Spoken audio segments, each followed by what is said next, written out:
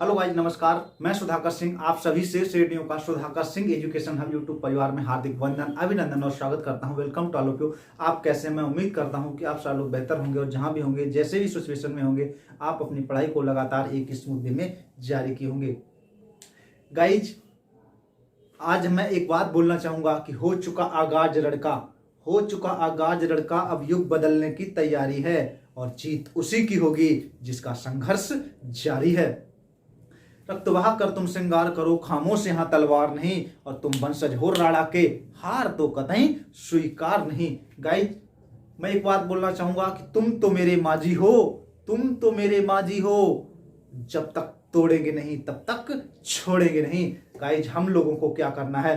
परीक्षा की खोपड़ी में छेद करना है। क्या करना है? परीक्षा की खोपड़ी में छेद करेंगे। गाइज, आज जो हम लोग चर्चा करेंगे ब्याज के ऊपर जो है डिस्कस करने वाले हैं। और ब्याज अगर बात करें, जो अपने आप में बहुत महत्वपूर्ण है विभिन्न प्रतियोगी परीक्षाओं के लिए, यह बहुत ही उपयोगी साबित होगा, जो अपने आप में एक बहुत बड़ा टॉपिक है। यहां से प्रश्न 100% बनते ही बनते हैं। ब्याज की अगर बात करें तो ब्याज दो प्रकार का होता है। एक साधारण ब्याज होता है। क्या होता है? एक साधारण ब्याज होता है और दूसरा चक्रवृद्धि ब्याज होता है। एक साधारण ब्याज और एक चक्रवृद्धि ब्याज होता है। एक साधारण ब्याज जिसे हम सिंपल इंटरेस्ट के नाम से जानते हैं, और चक्रवृद्धि ब्याज जो कंपाउंड इंटरेस्ट के नाम से हम उसे जानते हैं। ब्याज कितने प्रकार के होते हैं? ब्याज दो प्रकार के होते हैं। नंबर 1 साधारण ब्याज, नंबर 2 चक्रवृद्धि ब्याज। तो गाइस, सबसे पहले इनमें कुछ चीजें होती हैं, उनको मुझे जानना बहुत जरूरी है। तो आइए जानते हैं। सबसे पहले मूलधन क्या होता है? मूलधन क्या होता है? वह धन जो किसी व्यक्ति को उधार के रूप में दिया जाता है। क्या? कि वह धन जो किसी व्यक्ति को उधार के रूप में दिया जाता है, वह मूलधन कहलाता है।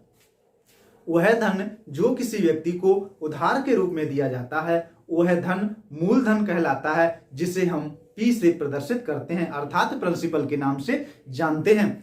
तो उसके बाद अगर मैं बात करूं, ब्याज किसे कहते हैं, इंटरेस्ट किसे कहते हैं? जब कोई व्यक्ति किसी दूसरे व्यक्ति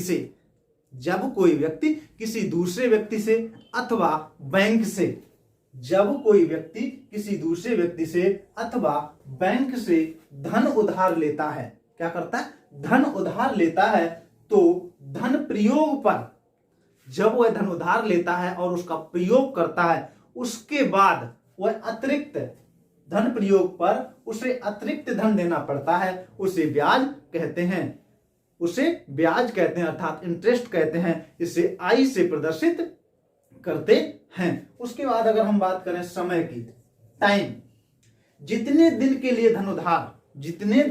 धन उधार दिया जाता है, वह ब्याज का समय कहलाता है। मान लो हमने आपसे 1000 रुपया 1 महीने के लिए लिया, तो वह क्या कहलाएगा? समय कहलाता है। 1 महीने के लिए लिया गया पैसा जो होगा वह क्या कहलाएगा? समय कहलाएगा। अर्थात जितने दिन के लिए धन उधार दिया जाता है, वह ब्याज का समय कहलाता है, जिसे हम I से प्रदर्शित करते हैं। किससे प्रदर्शित करते हैं? समय को किससे प्रदर्शित करते हैं? T से प्रदर्शित करते हैं। ब्याज को I से प्रदर्शित करते हैं, समय को T से प्रदर्शित करते हैं। उसके बाद अगर हम बात करें दर, रेट, जिस दर से लगाए गए धन पर ब्याज लिया जाता है। क्या? कि जिस दर से लगाए गए धन पर ब्याज लिया जाता है, उसे ब्याज की दर कहते हैं, जिसे हम R से प्रदर्शित करते हैं। उसके बाद साधारण ब्याज क्या होगा? जो केवल मूलधन पर एक निश्चित समय के लिए लगाया जाता है, उसे साधारण ब्याज कहते हैं, सिंपल इंटरेस्ट कहते हैं, जिसे हम ISI से प्रदर्शित करते हैं। उसके बाद अगर बात करें मिश्र धन अमाउंट, तो अगर मिश्र धन क्या होता है? कि मूलधन तथा ब्याज के योग को, जो हमारा मूलधन होगा और जो हमारा ब्याज होगा, उसे हम जो जोड़ देंगे, ऐड कर देंगे, वह क्या कहलाता है? मिश्र धन कहलाता है, जिसे हम A से प्रदर्शित करते हैं, अमाउंट जिसे हम बोलते हैं। मिश्र धन क्या होता है? जो हमारा मूलधन होता है और जो हमारा ब्याज होता है, दोनों को जोड़ दिया जाता है, वही क्या कहलाता है, मिश्र धन कहलाता है। और आज जो हम लोग चर्चा करेंगे वह चर्चा करेंगे साधारण ब्याज के ऊपर। किसके ऊपर चर्चा करेंगे, साधारण ब्याज के। आई होप आपको इतनी सारी चीजें समझ में आ गई होंगी, नोट कर लें। तो गाइज आगे बढ़ते हैं और आज जो हम लोग चर्चा करेंगे साधारण ब्याज के ऊपर चर्चा करेंगे। साधारण ब्याज का सूत्र क्या होता है। आज तो हम लोग सूत्र के माध्यम से कुछ सवाल को हल करने की कोशिश करेंगे और आने वाले समय में मैं आपको जो है ट्रिक के माध्यम से सारी चीजें बताने वाले हैं। साधारण ब्याज बराबर सूत्र क्या होता है, सबसे पहले हमें जानना बहुत जरूरी है। साधारण ब्याज बराबर यानी कि सिंपल इंटरेस्ट बराबर साधारण ब्याज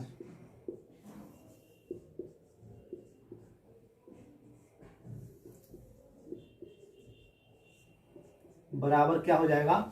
साधारण ब्याज बराबर होता है मूलधन गुणे दर गुणे समय अपॉन 100, अर्थात SI is equal to PRT upon 100, जहां P क्या होगा, प्रिंसिपल मूलधन होगा, R क्या होगी, दर होगी, T क्या होगा, समय होगा, SI क्या होगा, जो है हमें साधारण ब्याज होगा, जिसे हम सिंपल इंटरेस्ट के नाम से जानेंगे। अभी हमें यहां पर एक सूत्र दिया गया है, क्या, SI बराबर PRT, ठीक है। अभी इसके नीचे अगर मैं मानूं 1 मान लेता हूं, क्रॉस मल्टीप्लिकेशन करा लेता हूं, तो ये क्या हो जाएगा, देखिए ये हो जाएगा PRT बराबर SI मल्टीप्लाई 100। अभी हमें P का मान ज्ञात करना है, तो P बराबर क्या हो जाएगा, P बराबर हो जाएगा SI मल्टीप्लाई 100 अपॉन RT, कहां चला जाएगा, नीचे चला जाएगा। अभी हमने P का मान ज्ञात करना अगर होगा तो हम इस प्रकार का सूत्र लगाएंगे। अगर हमें R ज्ञात करना होगा, क्या, दर, R बराबर क्या हो जाएगा, तो क्या हो जाएगा SI मल्टीप्लाई 100 अपॉन RT। अभी हमें R ज्ञात करना, P और T कहां जाएंगे, P मूलधन गुणे T हो जाएगा। अगर हमें T ज्ञात करना है, समय, तो PR कहां चला जाएगा, नीचे चला जाएगा। तो SI बराबर SI मल्टीप्लाई 100 अपॉन PR। एक सूत्र बना था हमारा साधारण ब्याज बराबर मूलधन गुणे दर गुणे समय बटे 100। साधारण ब्याज बराबर मुझे मालूम था कि मूलधन गुणे दर गुणे समय बटे 100 होता है, तो SI बराबर क्या हो जाएगा, PRT अपॉन 100। अगर हमें PRT बराबर SI इंटू 100 अगर हम इसको लिखें, तो अगर हमें P का मान ज्ञात करना होगा तो SI मल्टीप्लाई 100 अपॉन RT हो जाएगा। R का मान ज्ञात करना होगा तो क्या हो जाएगा, SI मल्टीप्लाई 100 अपॉन PT हो जाएगा। T का मान ज्ञात करना होगा तो SI मल्टीप्लाई 100 अपॉन PR। ये साधारण जो है सिंपल इंटरेस्ट जो है साधारण ब्याज बराबर हमें मालूम होता है क्या, कि मूलधन गुणे दर गुणे समय बटे 100 होता है। और एक सूत्र से हमने, एक सूत्र था, उसके बाद 2 सूत्र, 3 सूत्र और 4 सूत्र हमने बनाने की यहां पर कोशिश की। आइए सबसे पहले एक सवाल साधारण ब्याज के ऊपर हम लोग लगाते हैं, हल करने की कोशिश करते हैं।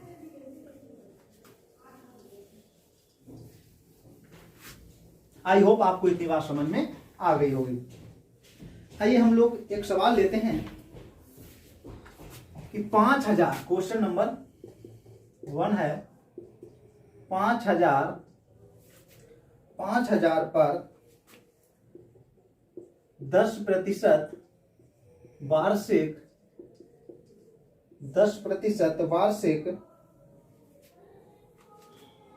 साधारण ब्याज की दर से, साधारण ब्याज की दर से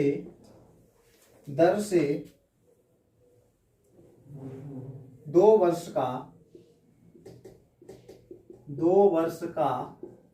साधारण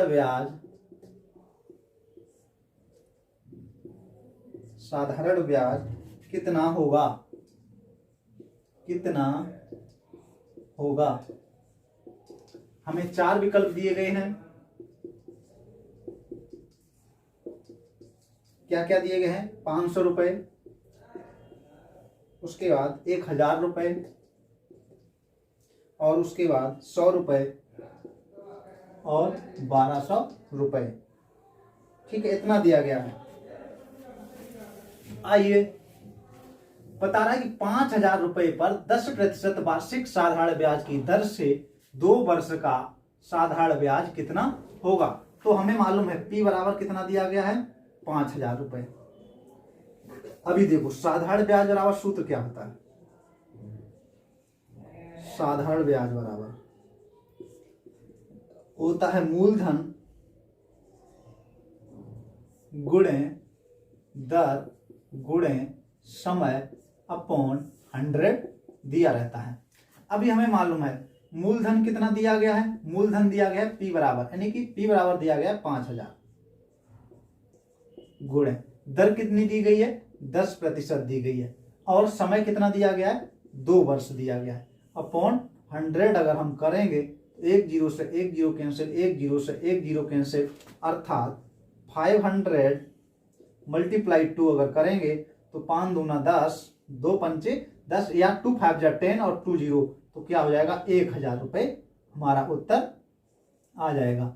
क्या 1000 किसी ऑप्शन में दिया गया है? जी हाँ, 1000 दूसरे ऑप्शन में दिया गया है। B option is the right option. I hope आपको ये बात समझ में आई होगी। एक बार इसको रिकॉल करते हैं कि 5000 पर 10% वार्षिक साधारण ब्याज की दर से 2 वर्ष का साधारण ब्याज कितना होगा। हमें मालूम है SI बराबर होता है PRT अपॉन 100, अर्थात साधारण ब्याज बराबर मूलधन गुणे दर गुणे समय बटे 100 होता है। तो हमें P का मान कितना दिया गया, P बराबर 5000 दिया गया है, R बराबर 10% दिया गया है, और T बराबर 2 वर्ष दिया गया है। तो हमने मूलधन 5000 गुणे दर 10 रखा, समय 2 रखा, अपॉन 100 किया, और हमने 1 जीरो से 1 जीरो, 1 जीरो से 1 जीरो बचा, 500 मल्टीप्लाई 2 करेंगे, 2 5 जा 10 होता है, और 2 जीरो, अर्थात 1000 रुपये हमारा उत्तर आ जाएगा। आपको हमारा वीडियो कैसा लगा? अगर वीडियो आपको हमारा अच्छा लगा हो तो वीडियो को जरूर लाइक करें, और चैनल पर पहली बार विजिट करें तो चैनल को सब्सक्राइब जरूर करें।